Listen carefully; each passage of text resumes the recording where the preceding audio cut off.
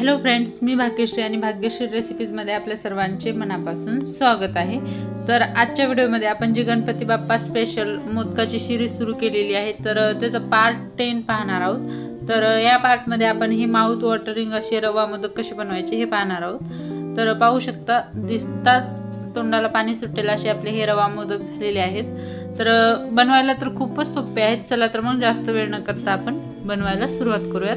तर इथे मी एक पॅन गरम करून घेतलेला आहे, त्याच्यामध्ये आपल्याला 2 चम्मच तूप घालायचं आहे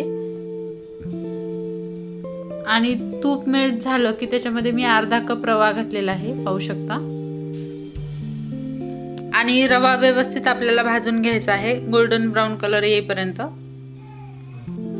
तर मीडियम गॅसवर आपल्याला रवा व्यवस्थित भाजून घ्यायचा आहे। रवा जर व्यवस्थित भाजला तर आपले जे मोदक आहेत ते खायला खूपच टेस्टी लागतात। तर साधारण 3 ते 4 मिनिट झालेले आहेत। मी मीडियम गॅसवर हा रवा भाजून घेतलेला आहे, पाहू शकता गोल्डन कलर आलेला आहे। तर रवा व्यवस्थित भाजला की त्याच्यामध्ये रव्यापेक्षा दुप्पट म्हणजे मी अर्धा कप रवा घेतला होता, 1 कप पाणी घालायचं आहे। तर पाणी व्यवस्थित मिक्स करून घ्यायचं आहे। पाणी एकदम कोरडं झालं की त्याच्यामध्ये आपण ड्रायफ्रुट्स टाकणार आहोत।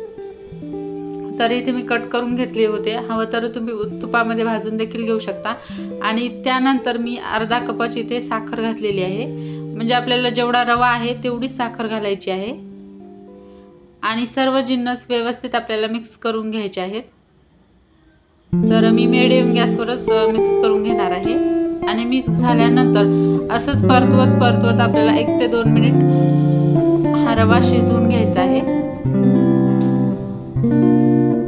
आणि 1 ते 2 मिनिटानंतर तुम्ही पाहू शकता हा पूर्ण रवा पॅन सोडत आहे, म्हणजे आपलं बॅटर तयार झालेलं आहे।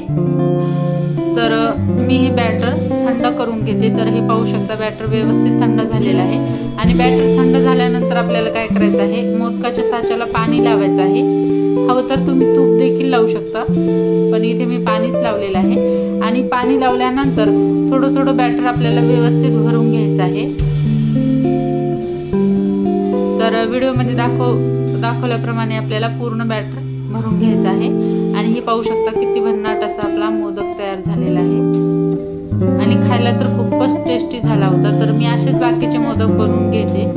तर यावर्षी गणपती बाप्पाच्या 11 दिवसामध्ये नक्की हा एक दिवस मोदक बनवून पहा, खूपच टेस्टी होतो। आणि आजचा व्हिडिओ कसा वाटला नक्की मला कमेंट करून कळवा। जर व्हिडिओ आवडला असेल तर चॅनलला सबस्क्राईब करा। तर लवकरच भेटूयात अशाच एका नवीन व्हिडिओमध्ये। तोपर्यंत बाय बाय।